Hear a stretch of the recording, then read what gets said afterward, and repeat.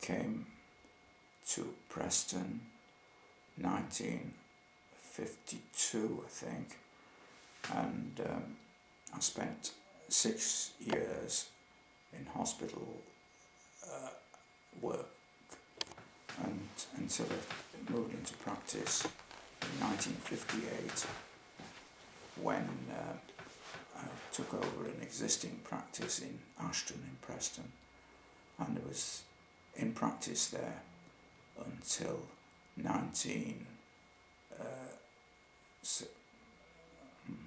I've got to stop and think. Sure. I was in practice till 1960, I think. Yes, until 1962, but carried on doing locum work for quite a long time. But unfortunately, my wife became ill, and I could only do very little part-time work, and finally retired completely from medicine when I was in my early 80s. It was impossible for me to do more, and came to Preston for the 52 Guild, the 72 Guild, and the 92 Guild, and found them very, very interesting.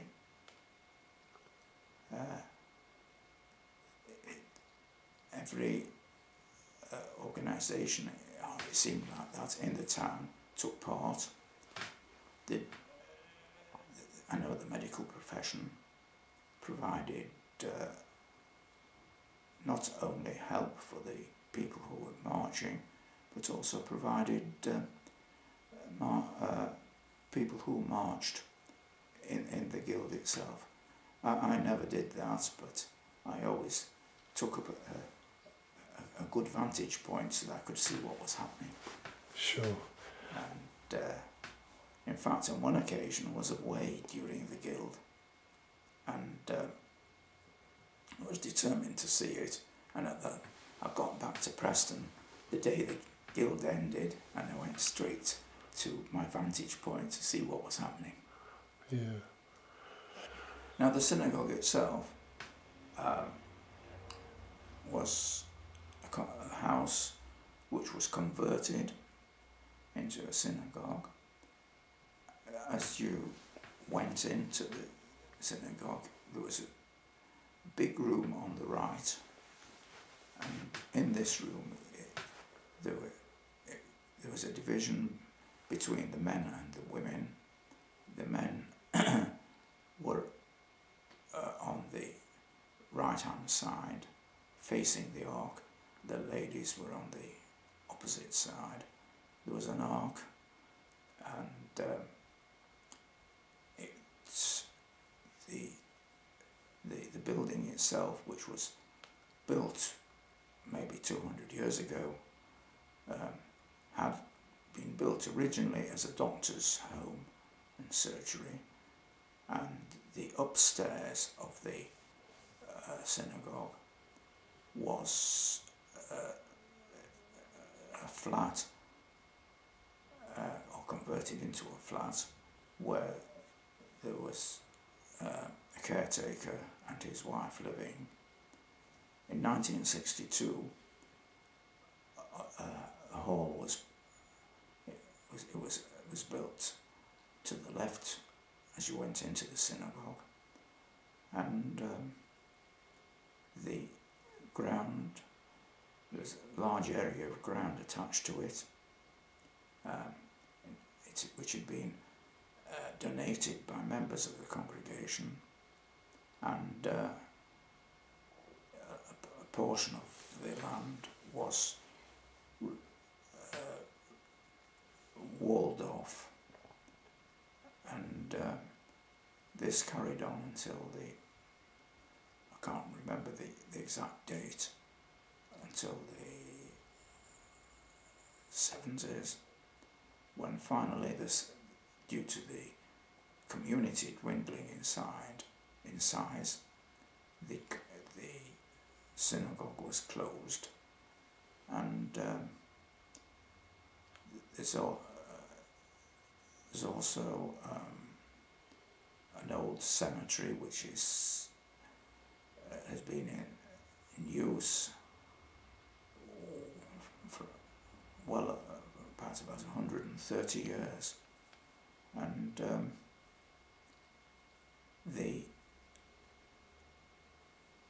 there are members or ex-members who have burial rights there, and people do come to the cemetery on a voluntary basis to try and keep the synagogue graves, or the graves belonging to the synagogue, in order. The corporation have been very, very good and very, very helpful indeed. Yeah. Had four sons, and as soon as they were I was capable of taking them, I took them to the synagogue in turn. They all at different times took part in the services until the community finally closed. I can't remember the exact date when they completely closed. It became more difficult when the young generation moved away from the town and didn't return. The students would come during vacation for services, and we had to rely on outside people to come and help to conduct the services, especially the New Year period, which was the New Year and the Day of Atonement. The building itself now has been sold, I think, I'm not terribly sure, to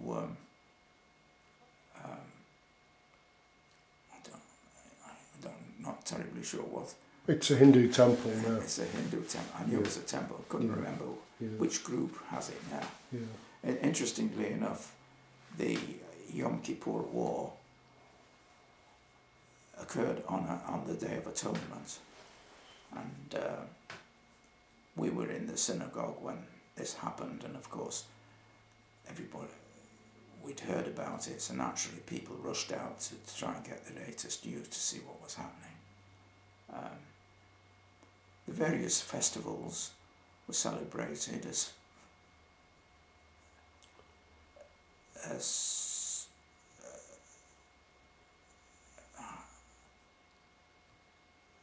much as possible, because we have the important festivals, and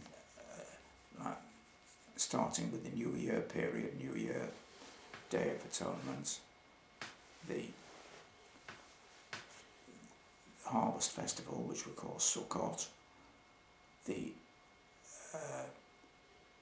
and there's the Passover, which is in the spring. In addition to that, we have Hanukkah, which is the Festival of Lights, where you light candles every night for 8 days, and the Purim, which celebrates or reminds you of the time when the Jews were living in the Persian Empire, and they attempted, at least the rulers attempted to destroy the Jewish communities throughout their dominions. They failed, and in fact these two festivals are commemorated in the prayers that we say on those occasions. Sure. And where do you worship now, Dr. Nelson? Southport. The Southport Hebrew congregation. In Southport we've got two. There's the Southport Hebrew congregation, which was founded in the 1890s.